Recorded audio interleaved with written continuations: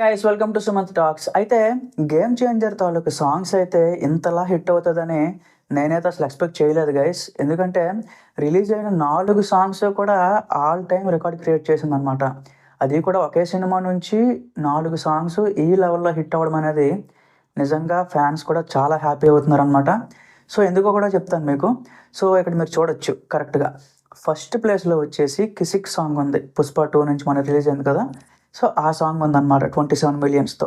దాని తర్వాత 'నానా హైరానా' సాంగ్ ఉంది 23 మిలియన్. సో దాని తర్వాత రీసెంట్‌గా రిలీజ్ అయిన 'దోప్' 21 మిలియన్.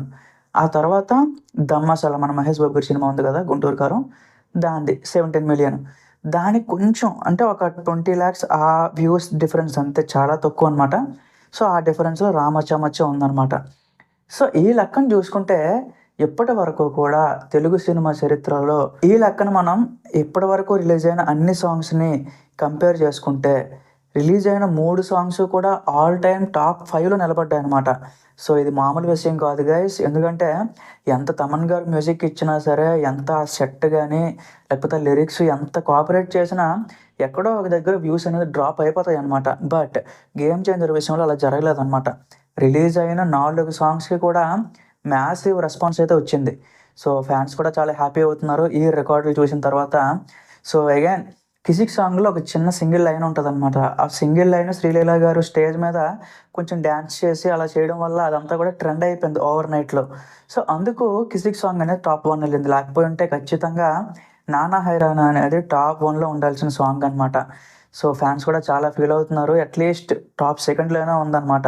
బట్ రిలీజ్ అయిన అన్ని సాంగ్స్‌లో 4 సాంగ్స్‌లో 3 సాంగ్స్ ఆల్ టైమ్ టాప్ 5లో నిలబడ్డాయంటే అది మామూలు విషయం కాదు గైస్.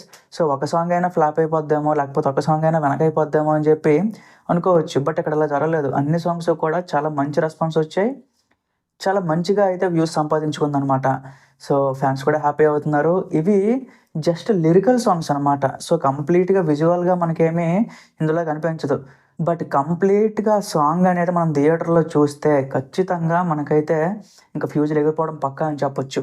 తమన్ గారు కూడా చాలా సార్లు చెప్పారనమాట. 'జరగండి' సాంగ్ మీరు లిరికల్ వర్షన్ చూస్తే మీకేం అనిపించదు. బట్ థియేటర్‌లో చూసిన తర్వాత మీ ఒపీనియన్ మారిపోద్ది.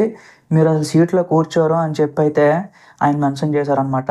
సో ఈ లెక్కన చూసుకుంటే ప్రతి సాంగు కూడా 'దోప్' కూడా కంప్లీట్ కలర్‌ఫుల్ సాంగ్ గైస్ అది. అది మనం థియేటర్‌లో చూస్తే ఖచ్చితంగా మనమైతే ఇంకొక ప్రపంచంలోకి వెళ్ళిపోయినట్టు ఉంటదనమాట. సో 'రామచ్చ మచ్చ' కూడా ఒక మోటివేషన్‌లా ఉంటది. అది కూడా ప్రాపర్ సాంగు. అలాగే ప్రతీది 'నానా హైరానా' కూడా కంప్లీట్‌గా మనల్ని ఇంక రొమాంటిక్‌గా చేసేత్తదనమాట.